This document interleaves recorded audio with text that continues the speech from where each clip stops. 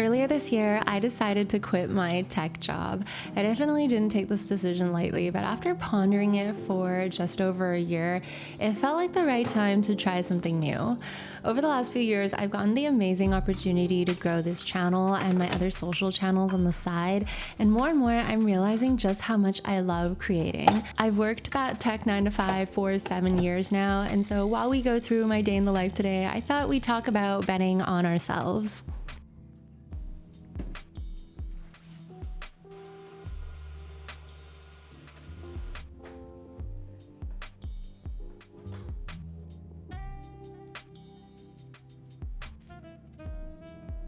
I'm officially in that awkward stage of growing my bangs out where if I leave it in front of my face, it sits directly inside of my eyes.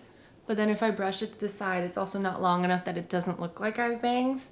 So yeah, for all the girlies who told me that this would happen, you were right. I think one of the biggest challenges that I have been experiencing as someone who is new to just being completely in control of my time is how I structure my day and like making sure that I am able to stay on track. It's not even really necessarily the work aspect that I'm struggling with. Like, I don't have an issue completing the work that I need to do. It's more so I have an issue of not being able to maintain sort of a balanced day. Although I kind of give myself a set time to get to work every day and then sort of play around that as if I still had a 9 to 5.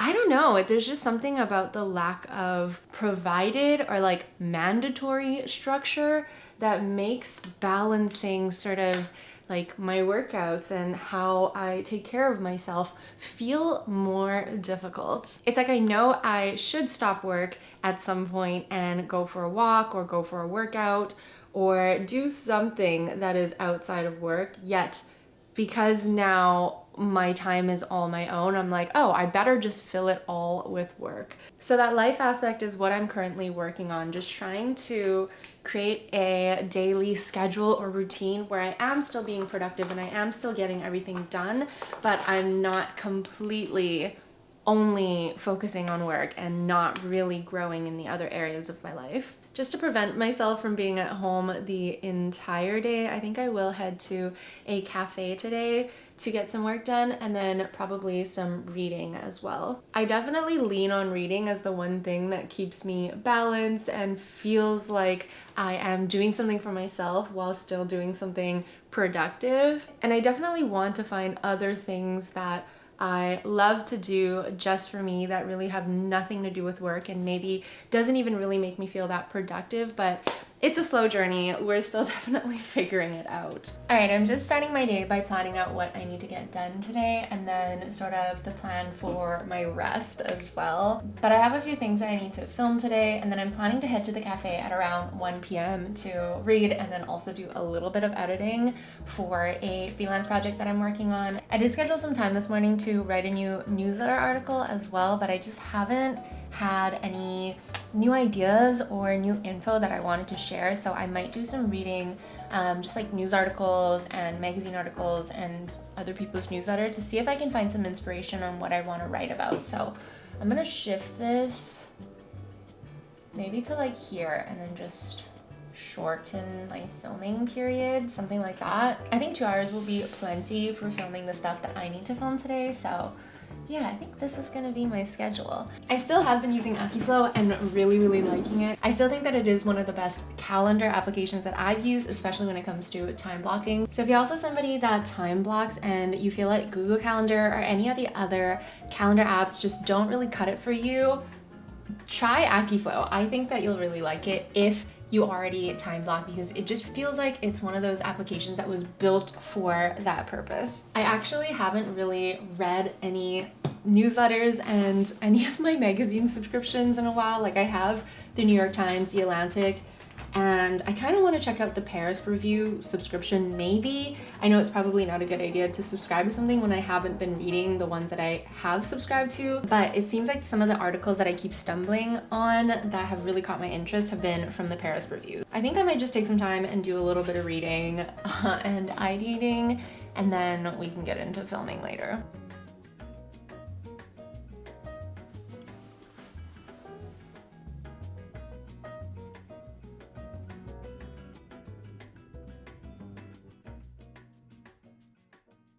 I honestly love reading articles. I don't know, it's just, I guess because there's articles about everything like politics, culture, education, ideas. I think that's what I like about some of these media sites is that you do get a little bit of everything, meaning no matter what you're in the mood for that day, you can probably find an article around it. But I did find a couple of articles that really caught my eye and kind of got me thinking.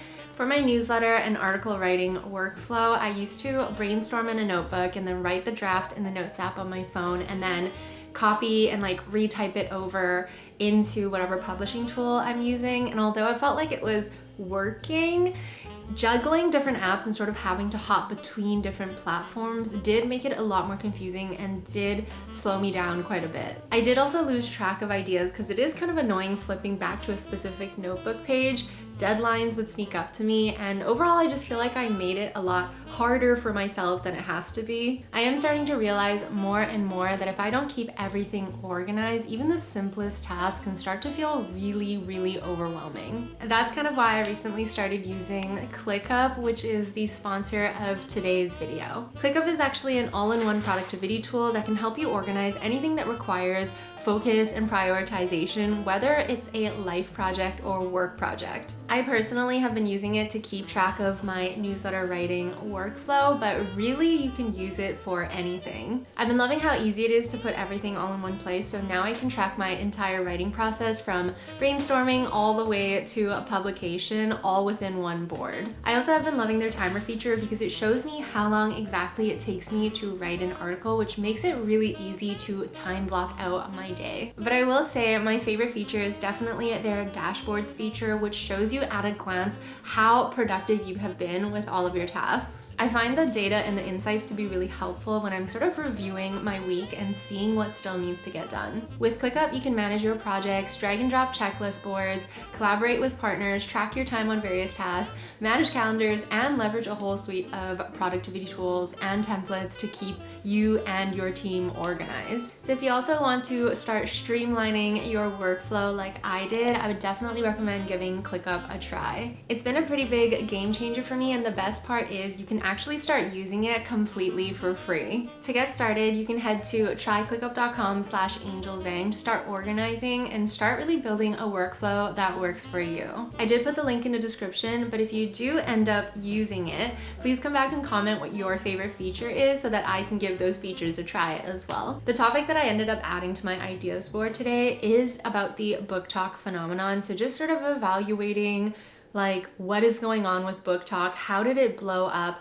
Is it positively affecting our desire to read, or does it have any sort of underlying or subliminal detrimental aspects to it to our society as well? I think it's really interesting that people have started to romanticize a lot of these little aspects in our lives that maybe felt really mundane and normal initially, that maybe felt really mundane and normal before, but now feels like you're a part of this little community where you can share everything, where you are competing for reading more or reading more or reading tougher books or doing more. I do feel like it is nice, like the intention is great because it's readers sharing about their reading, which seems like it's making more people want to read, but I want to do a little bit more research into how it is actually affecting us as a society to have these minute things being romanticized all the time. So let's chat about why I decided to quit my job. As I mentioned, I'd been with the same tech company for 7 years, and although I love the team that I work with, the leadership, and the products that I help create, it just felt like it was time for a change. I can't quite say that I felt like I capped out in that role, and I did have an amazing opportunity to grow before I left, but I really felt like I was burning myself out trying to keep both my tech career as well as my creative business going. Going off on your own, whether you're becoming a freelancer, contractor, or doing something like content creation, is absolutely terrifying. But after being here on YouTube for so long, I really wanted to try betting on myself. I also really wanted to reclaim my life and schedule. My life was getting incredibly overwhelming, and although I was able to maintain both career paths, it left me no time to do anything else. I really wasn't seeing friends. I wasn't really taking care of myself. It just felt like while, yes, my careers were flourishing, I wasn't. and I knew that if I kept it up, I'd burn myself out to a point that I wouldn't know how to get back from.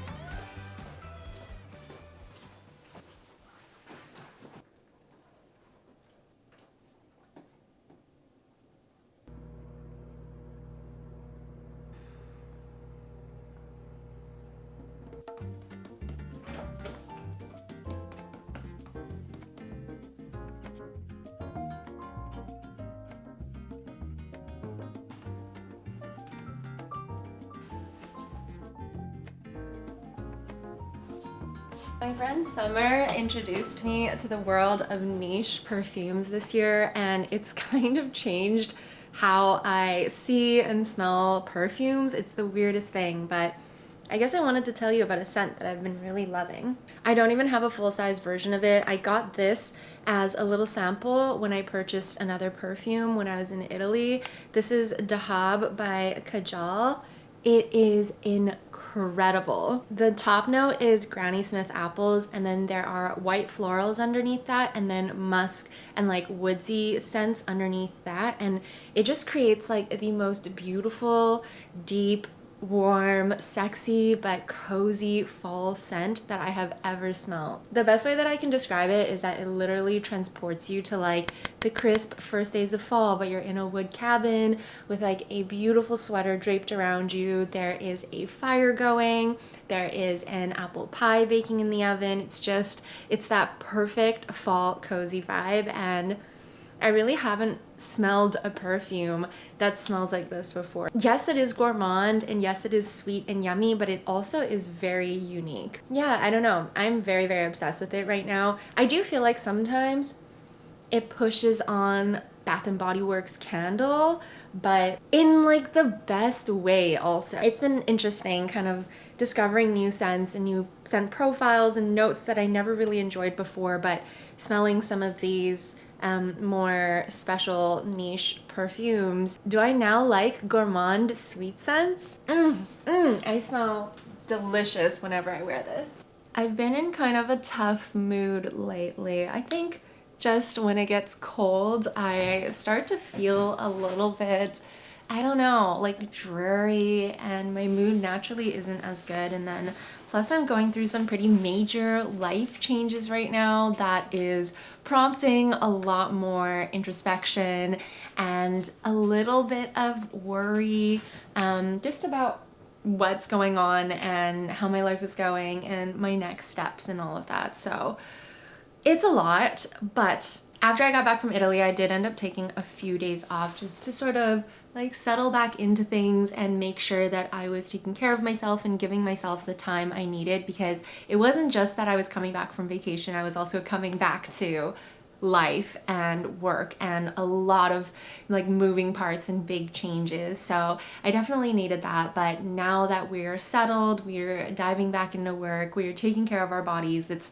really time for me to, well, A, get some work done, but B, also re-look at my space and maybe start to clear out some more things. I did do a major declutter a few months ago, which I filmed a whole video about if you want to check it out, but there's still things that I need to get rid of. I want to start looking at things from an even further like purging mindset, I guess, to get me into the groove of like simplifying my life, because a cluttered space equals a cluttered mind. And that's just a quote that I will never forget and haven't been able to fully embody. So I want to embody that. So I think today is going to be a little bit of filming, a little bit of cleaning, and then maybe a lot of self-care. I am reading Lady Macbeth by Ava Reid right now. I got this in an Aardvark book box, and it is my October book club read, so I want to do a little bit of this later on.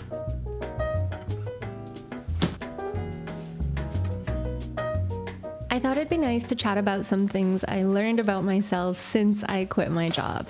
The first thing I noticed quite quickly was that even though I was really good at managing my time to accomplish projects and tasks, I didn't really know how to make time for myself. There was this level of anxiety that comes with quote unquote slowing down that I still haven't gotten over. And instead of actually making time for the things I wanted to do, I ended up always just filling my day with work. The second thing I learned is that being a generalist is actually kind of terrifying and gives me major imposter syndrome. Although everyone I worked with in the past would vouch for me and would give me an opportunity if one existed, I realized I didn't actually know how to sell myself. It's funny that I'm a marketer, but I'm now only revisiting the idea of marketing myself and my skills and actually learning how to sell myself.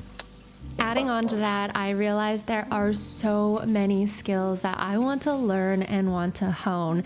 I think especially when I was working 2 jobs, it was hard enough making time to take care of myself, much less trying to find the time to upskill and trying to take courses. So that's one thing that I really want to focus on for the rest of the year going into the new year is actually making time and budgeting for courses so I can learn skills and just things that interest me. I got so hungry from cleaning and just like organizing that entire, what was that? I ended up sorting out a suitcase and a box filled with clothes to bring to the consignment store, and then another bag to donate, and then just a bag of trash as well. So I'm feeling good about the purging, but it's time for some lunch. I actually had some leftover radish soup, like radish pork bone soup that I'm having with some rice, and then some marinated cucumbers. So it's just a nice, easy, comforting meal for a very gloomy day. Although it did stop raining though, so I think I'll go for a walk in a little bit just to really like close out my stress cycles for the day.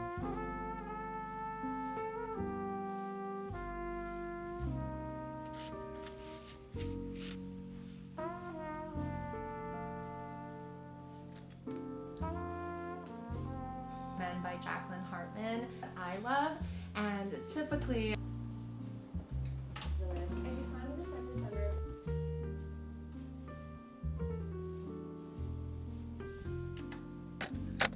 bed is honestly my favorite place ever. It is the end of the day. I'm actually gonna tuck in and just journal for a little bit. I started writing a commonplace journal, which I actually have been really enjoying as like a way to note down my observations and reviews and thoughts about like films, shows, songs, quotes, books, whatever it is that I'm consuming, because it just feels like a nice and easy way for me to, I don't know, organize my thoughts, I guess, but also practicing writing observations, because it's just not something that we do. Like, we verbally tell people what we think of things all the time, but to actually put pen to paper and think about how to word things a little bit more in a unique way and not so much in a colloquial way is definitely a skill that I don't exercise as often as I should. You probably noticed that although this was a productive days in my life and a life work vlog, I did take a lot more time to myself. And no, this isn't probably going to be realistic for every single day. There's going to be days where I'm going to have to like zero in, lock in, and just put in the hours. But I think a big goal of mine for the next little while is really relearning how to make that time and make that space for myself so that I can continue to be creative and do great work and grow my career. I never thought that resting and slowing down would be a skill that I would forget, but here we are.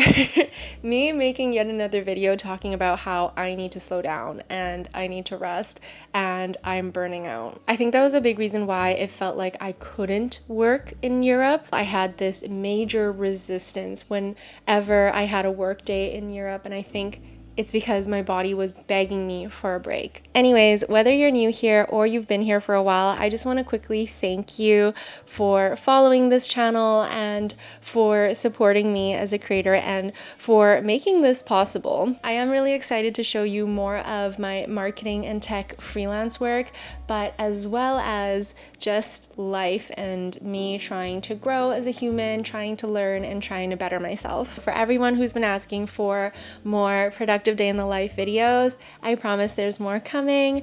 But other than that, I hope you're having an amazing day wherever you are in the world, and I will see you in my next video. Bye!